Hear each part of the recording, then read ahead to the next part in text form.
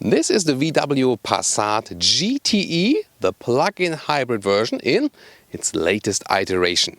Join our review, let's go!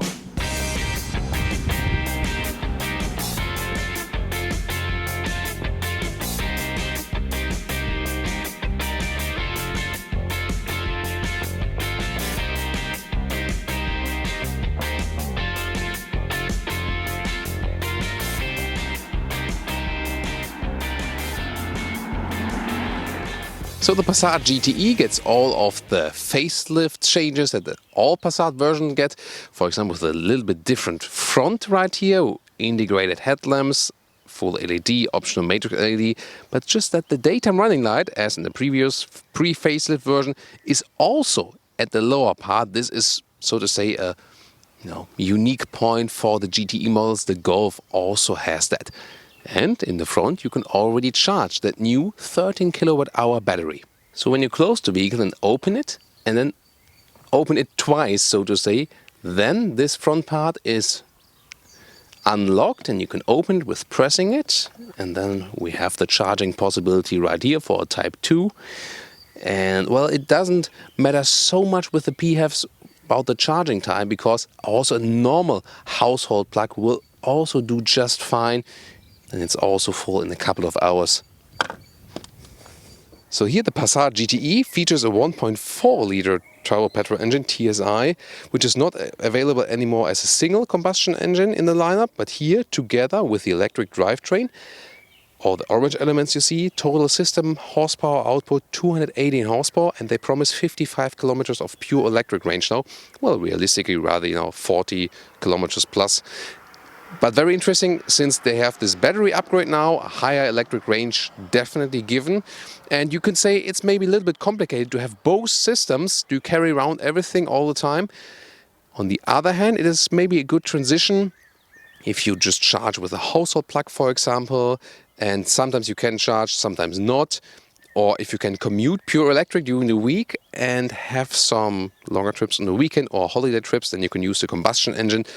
And you always have the possibility of recuperation, for example, when you're going downhill, as we are in those vineyards here in Germany today. So this is also a very nice use for that vehicle. So this is a white Passat variant or Estate, and it looks just normal as any other Passat Estate, just that it has this GTE badge right here. Blue is the GTE color, whereas red would be the GTI color for the petrol sporty cars.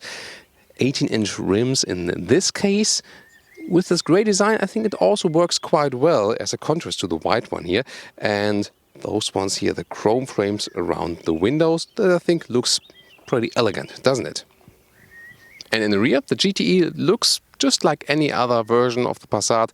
GTE badge right there. Yes, that's the only thing that indicates it. Other than that, the facelift here with the new tail lamp design. And that's it, the Passat lettering that has changed with the facelift, but all the same here with the GTE.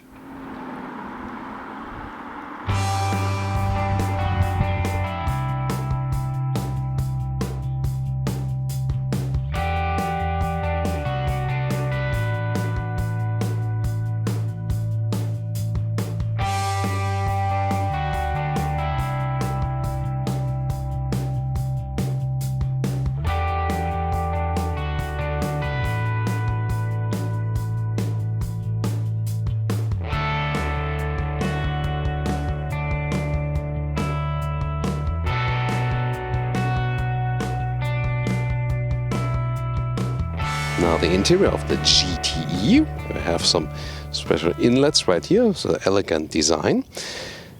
Then there's a special just to the GTE, this inlet at the steering wheel with the blue accentuation. Other than that, a new facelifted steering wheel. Then those seats here are the ones with Alcantara on the inside and leatherette on the outside. You can also get that for other Passat versions. We just have it here in the GTE, and it's very fitting because those materials are animal-free and also fits to the more sustainable electric approach they have here with the GTE. Those are the so-called ergo comfort seats. You can see it right here. Also with a somewhat seat massage function, but they do not work with single dots, but just the whole area that moves. So I think we can also live without that massage function. But those ergo comfort seats in general from the seating form are actually pretty cool. As I said, seating position is very comfortable. You still have enough headroom with 1.86 or 6'1". Steering wheel can be adjusted in height and reach. So especially tall people, you know, the Passat is one of the best cars for tall people, I think, and also if you compare it to others in this very segment. By the way, one thing I think they're missing a little bit is here, this small cubby hole in the front. This is not dampened, and I think for a premium vehicle we could expect that. Yeah, maybe it's nitpicking, but then when you pay a lot of money, you might want to pay attention to that. Interior of the GTE with the facelift, they have removed the analog clock, put the hazard light right there with the Passat badge, because here they also made this new big screen, 9.2 inch, yeah, also with some gesture control right there. 8 inch would also be available, and the smallest 6.5, even smaller. The 8 and the 9 inch have the same software. The 8 inch you also have some knobs still, so that might also be a reason to go for that. For example, analog instruments would be normal Passat faced on the left. Here then option digital instruments or with the GTE, and that also makes sense. With the GTE you have on the left side the battery symbol and the right side the fuel status. And in the middle part you can have whatever, soon more deals to that. New steering wheel with heated steering wheel on the right side button here, optional if you want that. Left side for all the cruise control, which also received an update.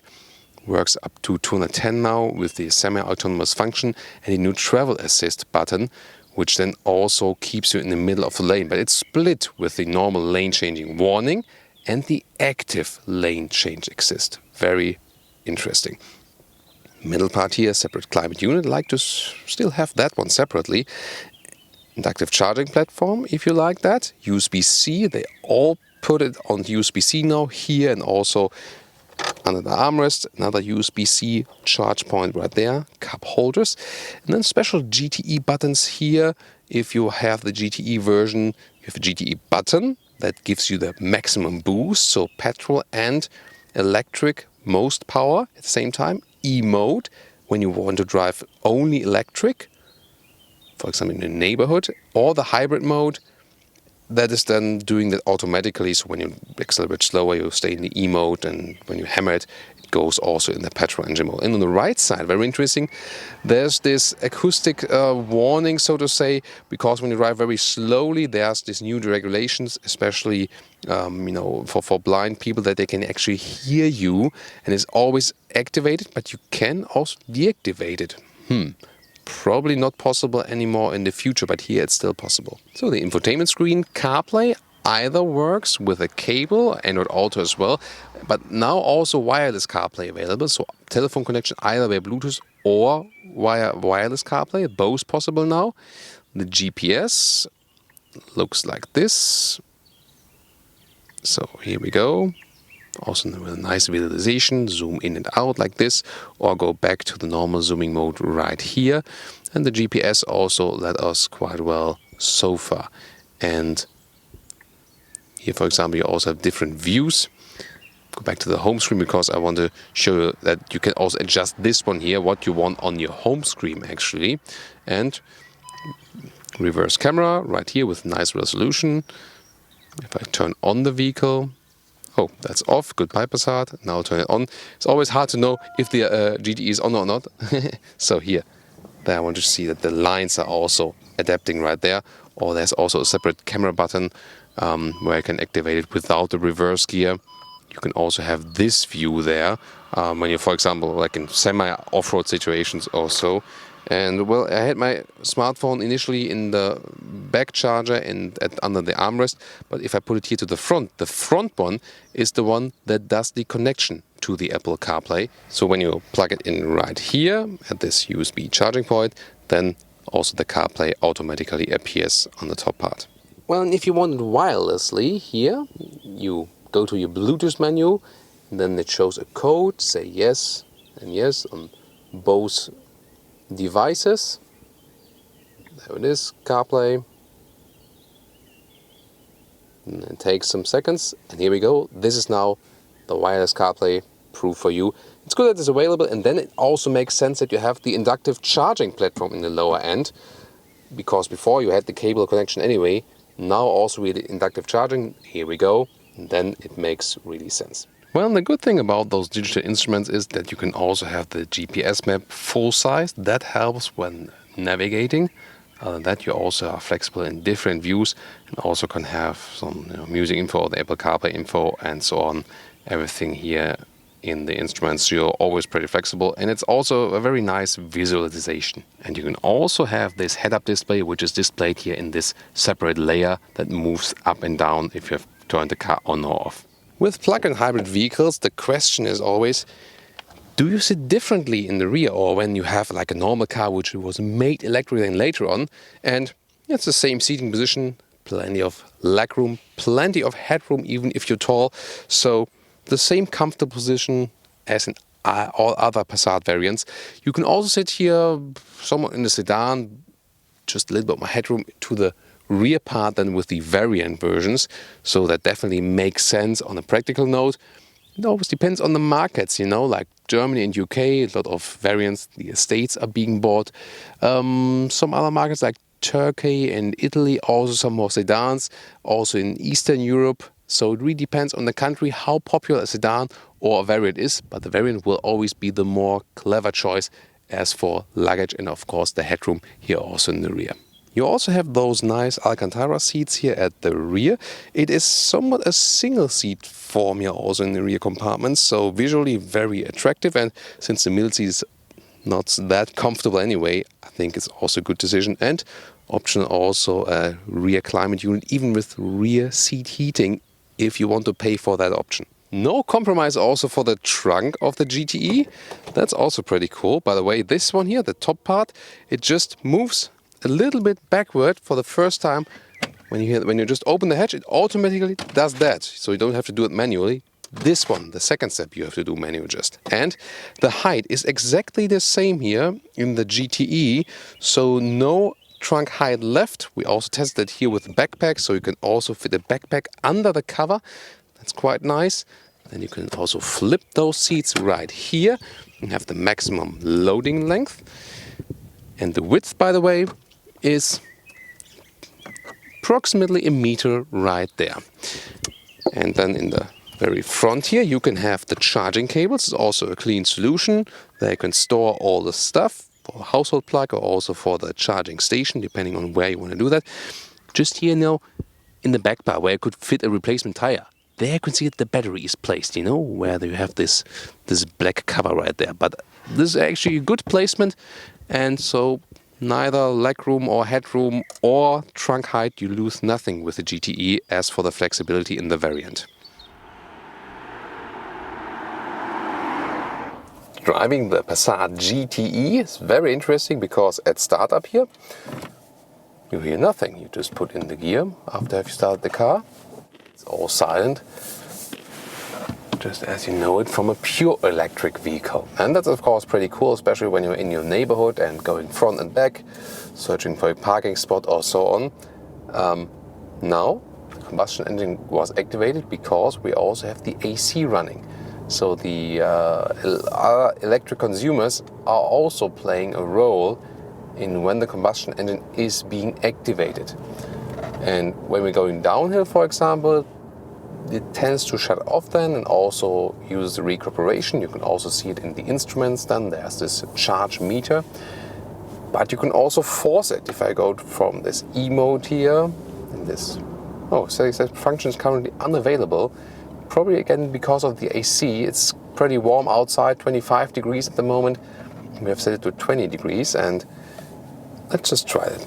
Let's switch off the AC, see if that one was the stuff that is... Yes. Now we can go to the E mode, and then we are driving electric only. For example, not to annoy those cyclists here at the moment. So, and now we continue just in the electric drive mode. At least this one then is predominantly active.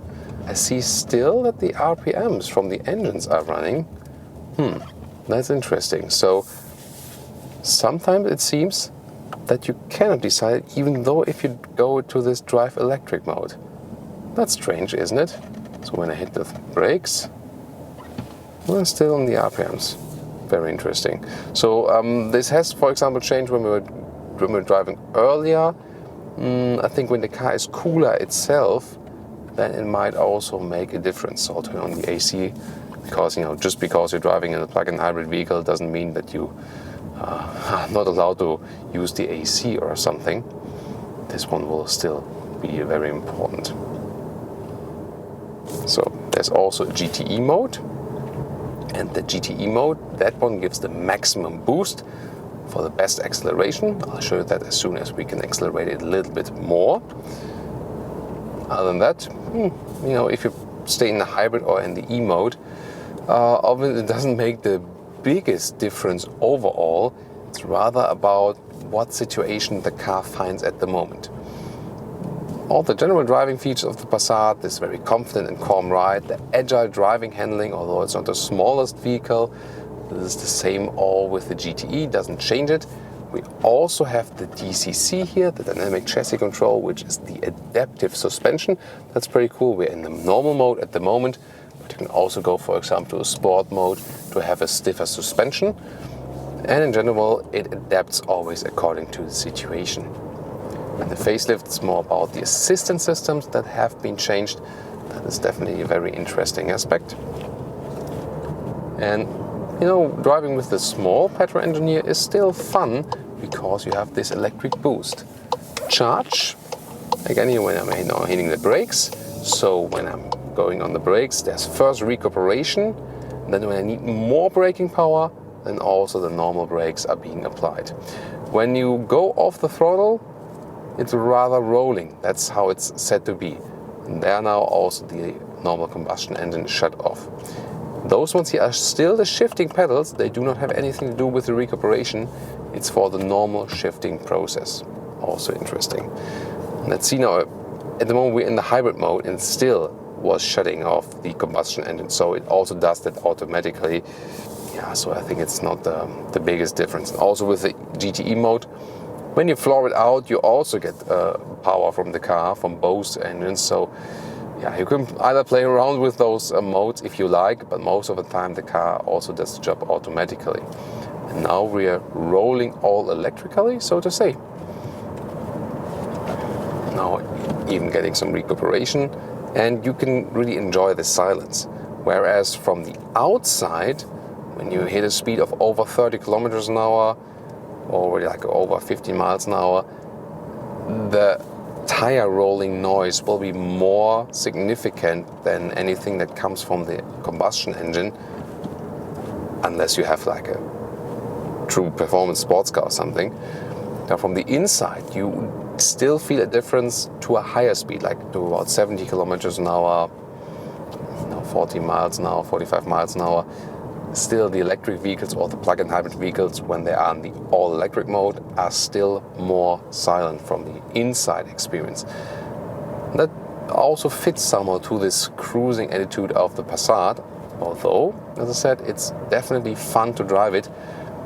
Now here, the progressive steering feeling and so on, it's really cool with the GTE also, and it gives you a very, very good and precise driving experience. Even more so in the sport mode then, with a little bit more feedback from the DCC. And in the sport mode also the combustion engine is being activated to give me more spontaneous boost. The difference to that would be the eco mode, where it's then trying to consume less energy and less fuel. Also the throttle input is being adapted to that. So, and at the moment when I'm just rather static on the throttle, we're driving all electric. And the final consumption of that vehicle, it's always the question, how often do you recharge? So at the moment it's 4 liters, but I mean, sometimes it's driving electric, sometimes using the combustion engine. So how can you really say something about the real consumption? It's hardly possible. It's really depending on how much energy are you using, when are you recharging, and so on.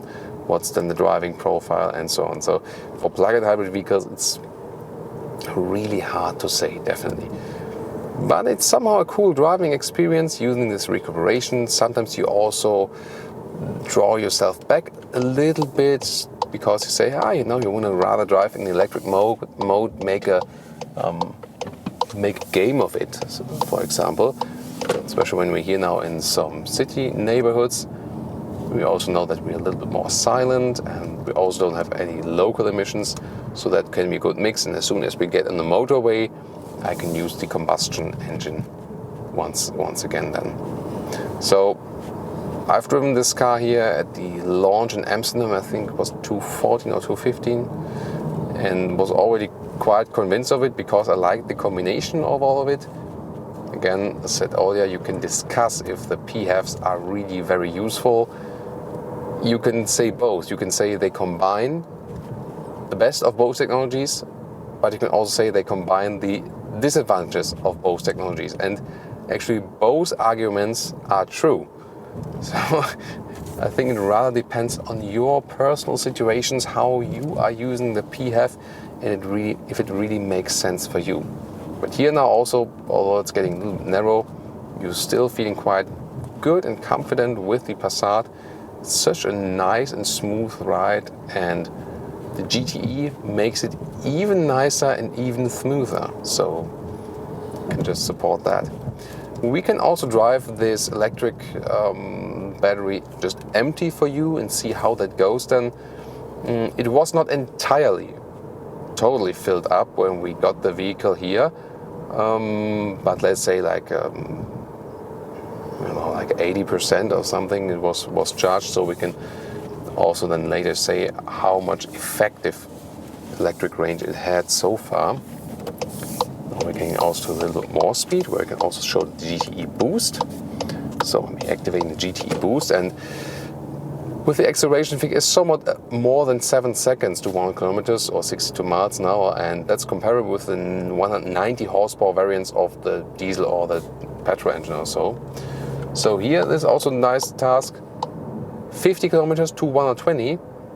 I would say we go at the outside of this corner, because at the moment it's a little bit uphill. That would not be really very realistic to test it really. So I go 250, there's no one coming from behind by far. And now let's accelerate it out together with this GTE boost.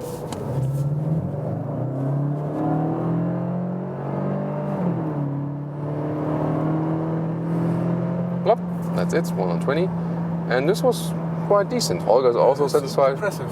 Yeah, you've probably seen that. I wasn't in the sport mode or something. I can retry that too, being in the sport mode and in the GTE mode, because what the GTE mode did, in the first second you had this electric boost, and this would usually be the situation where you have let's go to the D and sport. So and now the GTE, now again, and watch what the car does. There it was, see? So first the electric boost, and then the combustion engine sets in, and the time where the combustion engine prepares itself, or maybe like takes a gear down to be more spontaneous, that second is covered by the GTE boost, by the electric boost, and that then gives you a nice drive forward.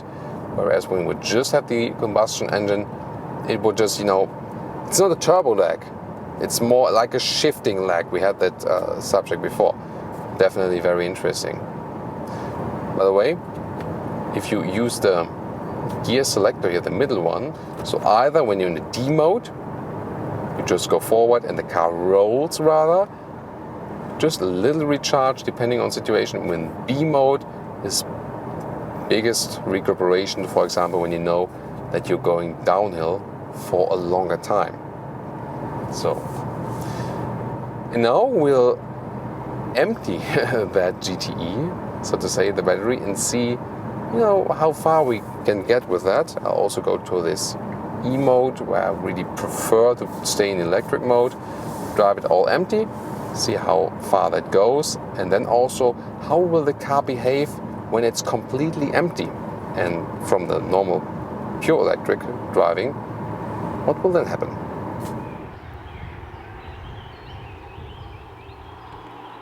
So now I depleted the battery, and I really scored some 40 kilometers And remember, we had 80% battery status as we started. So when we think about 100%, that would have been then 50 kilometers, and that comes pretty close to the 55 official electric range they give. So well done as for that respect.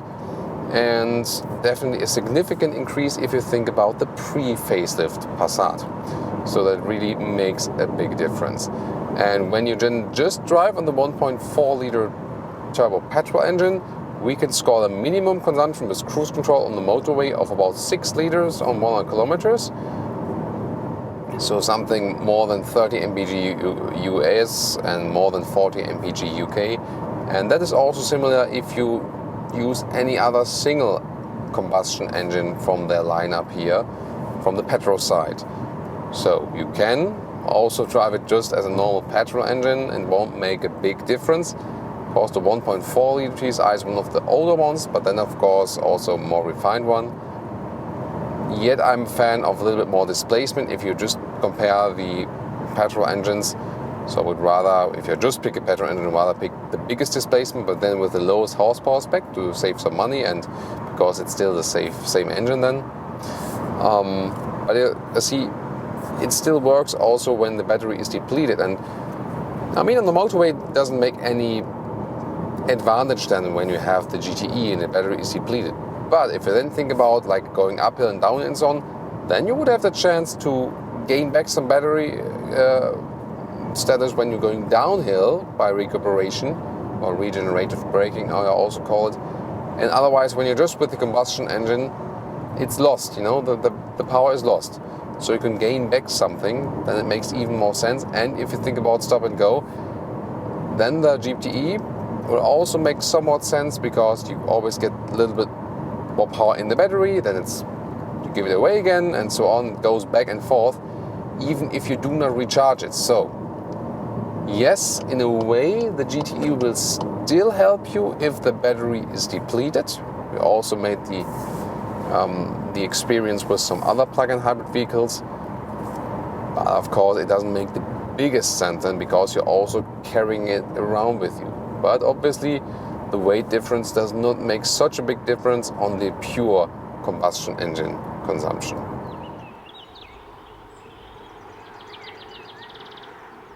Another conclusion with the Passat GTE as facelift. The Passat facelift in general, with those new headlamps here, technology upgrade, new infotainment system on the inside. This is also a very interesting upgrade. You can pick different sizes there. The two bigger ones will also have the new modular infotainment building platform number 3 with the upgraded software and so on. The GTE with the different driving modes was definitely the most interesting to drive of all the new Passat versions here, using the recuperation and so on, playing a little bit with the different driving modes. It's also cool that you just can start silently when you're in your neighborhood, going front, back, turning around, parking lot. You're all silent and locally emission-free. That's also pretty nice. And at the end of the day, it rather depends on, can you recharge the car at some point? If not, it doesn't make too much sense, of course. In general, the Passat, a lot of space on the inside, silent on the motorway, an elegant appearance. Definitely one of my favorites here in the mid-size segment, and even more interesting here as a GTE. If it makes sense for you also financially, looking at the different benefits in the different markets. In Germany, it's also now very interesting. If you use a fleet car also for a private use, then you have to pay half the taxes per month for that. Very interesting. And also there will be similar programs in other countries, or already have been.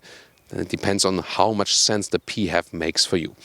What about you? What do you think about the concept of a PHEV in general?